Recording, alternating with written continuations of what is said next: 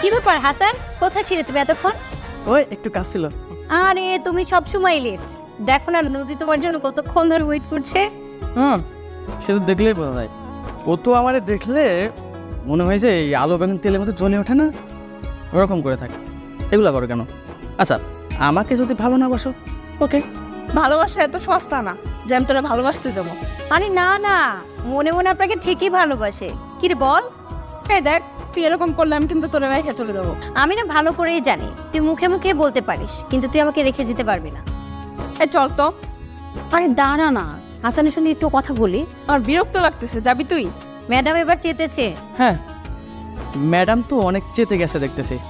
আসলে মনে মনে ঠিকই ভালোবাসে, লোকের সামনে একটু লাজুক, তাই না? ওদের ইচ্ছা করতেছে একটা ঘুষি দে। দাও দাও দাও।